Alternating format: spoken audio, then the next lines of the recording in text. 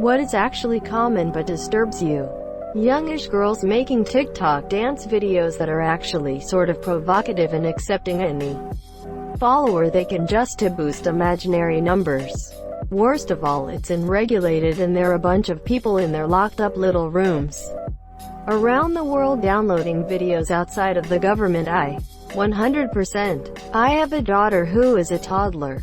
I know this exists and it's terrifying because I can't just assume, oh, these girls must have shitty parents. The reality is young adolescents are incredibly stupid and the ability to broadcast one's self to the entire world is more responsibility and power than they should be allowed to have.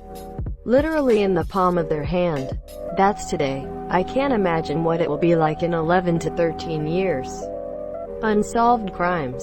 We often watch shows about crimes being solved and that it's useless to hide from the law. The sad truth is that unsolved crimes outnumbers the solved ones by a very large margin. And with Netflix making documentaries about every wrongful accusations and fucking with evidence, how many in prison really are innocent? I like watching those types of shows on Netflix. People that ask couples if they're actively trying to have kids.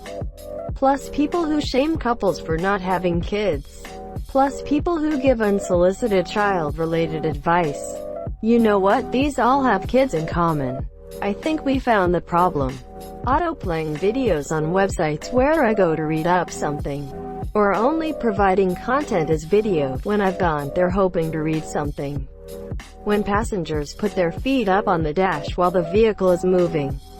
Really good way to piss the driver off or get folded like origami in an accident.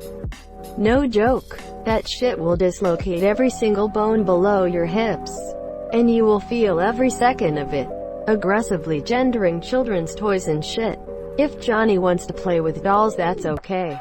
If Jane likes the blue toothbrush, that's fine too. If XA12 wants to drink a non-gendered water bottle, then so be it. People who bite forks with their teeth. When people stand like barely 6 inches from your face while talking. I want to tell them to back off, but I don't want to be rude either. You gotta plant that front foot, turn 22.5 degrees and lean back.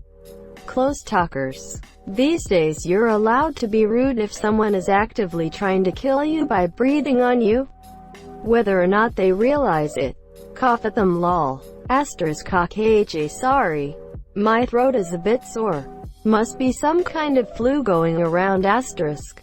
Knowing that when an animal licks you, they were licking their butt not long before that.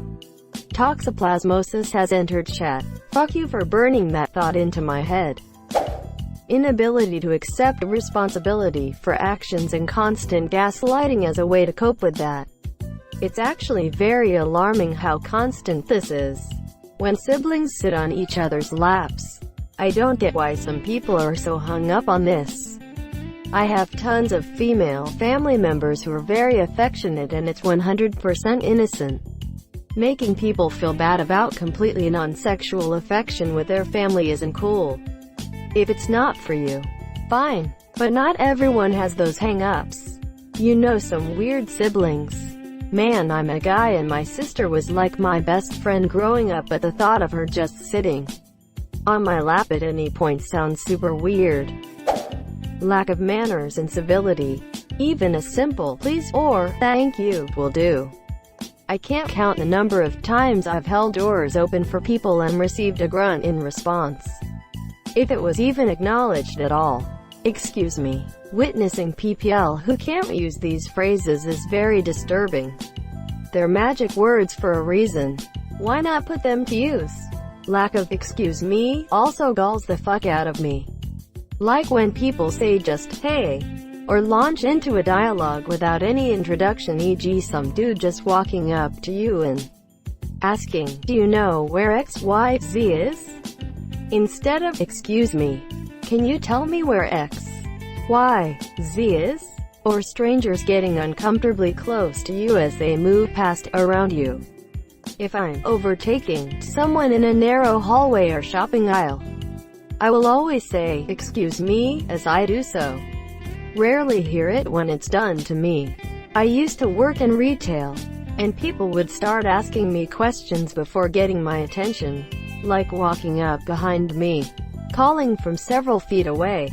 So I would always pretend I didn't hear the monsieur. Oh, were you talking to me? Quote, I worked in retail too, and that's where I picked up my disdain for rudeness. I think, instead of please, I would get, uh-huh. And instead of thank you, it was, sure. No, excuse me, it was just, hey, where's your X department? I started a tradition in our donation bay when a customer asked me, can I get a receipt? And I, already having a shitty day, jokingly fired back, I don't know.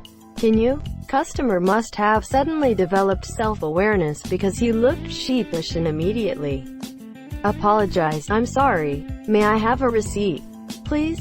Sometimes the other guys would jokingly use it on the regulars. People slurping their damn drinks or eating with your mouth open. I have a friend who complains that they can't get dates. Meanwhile, hardly puts themselves out there and is close to agoraphobic at this point. I once went to lunch with them and their table manners were atrocious. I saw all the food in their mouth the whole time. I did say anything, and now we don't get meals together anymore and I can't bring it up now. What if it was one-off day? But I suspect they're just a gross eater all the time. Faithful are the wounds of a friend. If you don't say anything, who will? Public speaker phoning. At first I thought you meant calling people while they're giving speeches. People wearing their outside shoes inside homes. The hell are outside shoes? No shoes in my house, lol. Yeah, I've never heard of outside shoes either. But on that same note, people who take off their shoes and socks. What's wrong with taking off your socks? How common pedophilia is. Not getting enough sleep. Everyone is tired all the time. They're less happy, and certainly less healthy. It's one of those things where people give up something in the short term for supposed long-term rewards, not realizing that there are long-term consequences. 2. Rich people sleeping with children. Seems like it secretly happens a lot, but it is deeply disturbing. Edit. Sleeping with means diddling the monsieur. People spitting on the pavement. Ugh. Adult twins who dress the same. Even worse, couples. Who TF does that? People who sleep with their dogs in their bed. The shed hair. The inevitable licking sounds. I have 2 dogs and love them dearly, but you would have to pay me big money for them to sleep in my bed. I sleep with my 3 cats. It is hell. Still doing it. Lol. Buffet-style restaurants. They are amazing. People cheating on each other. Kissing family on the lips. Circumcision. It's one of the few things that upsets me when I hear or see it mentioned. Agree. Don't see how this is still okay. My girlfriend explained how a pap smear works. I find it important to know how the female reproductive system works, but I kinda wish I didn't hear about the scraping. I was terrified for my first pap smear, but it honestly didn't hurt as much as I expected. I was actually surprised when my OB said, alright, all done. Like, that's it? The speculum hurt so much worse than the scraping. I didn't realize they were scraping it until a couple years ago. It always just felt like a weird throat swab. Well, that's what it is basically. They're scraping with a long Q-tip. WHYYYY, or your gyno's so rough. I'm over 30 and my gyno still inserts slowly and tells me to take a deep breath and consciously relax my muscles as she clicks it open. I mean, it's still very much not a comfortable sensation, but it doesn't actually cause pain. I get panic attacks and unconsciously tense my muscles, so I experience a lot of pain with it. Not the doctor's fault, though. They're always very gentle and try to go as quickly as they can. I think I might have vaginismus, but I've never been tested. It's great when they shove the speculum inside you, turn away briefly to grab other instruments, and then have to re-shove the speculum back inside you because it's slipping out from the involuntary tensing of the pelvic muscles in response to the pain of having it shoved inside you the first time. Physical discipline with kids, like spankings and slaps across the mouth. Not only are there reports constantly coming out about how these types of punishments just plain don't work, But I was raised in a household where my mom would just slap me if I was rude. And instead of stopping me from being rude, all it did was piss me off and escalate arguments into screaming matches. No one wins a screaming match. Kids that are 13 and younger with smartphones. There's a lot of scary shit out there and they really shouldn't have full access to it. Close talkers. Pedophiles that are convicted but once released just continue the cycle. I don't know, you'd think they'd learn from their first experience that there are consequences to their actions. Not all pedophiles will act on it, but statistically a pedophile that acted on it once will do it again. They shouldn't be released. You're correct. However, I feel there are too many that do act on it again. I used to binge To Catch a Predator and it was ridiculous how many people were reoffenders. I think part of the problem is that they also don't receive proper mental health support and treatment. While I cannot stand anyone harming a child, I also think pedophilia is a sickness which results in criminal behavior. I think that maybe mental institutions would be a better solution for these people, since professionals would be able to treat and better evaluate whether someone should be given another chance in society. That people are really that in denial about vaccines. They're in denial about the coronavirus. Anybody that works against modern medicine, I don't want that person near me. People who follow a diet like veganism or vegetarianism and try to force you to do the same by sending you an endless number of videos and articles. Yeah, I get that. The exact opposite happened to me. Like a friend of a friend learned through someone else that I'm a vegetarian and started harassing me online. Like, WTF, dude? People who bite their nails.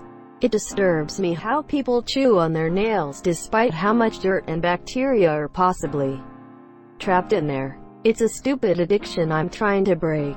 I hate it so much. My nails always look so bad.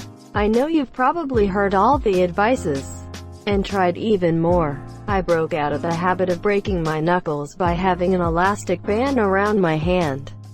And every time I caught myself popping joints, it pulled the elastic band and then let it slap me. Jewelry stores. They sell overpriced shiny rocks gained through slave labor to a society trained like Pavlov's dog to believe they're the ultimate symbol of love. It makes me sick looking at people desperately clinging to and selling the idea that a diamond ring is important because they say it is.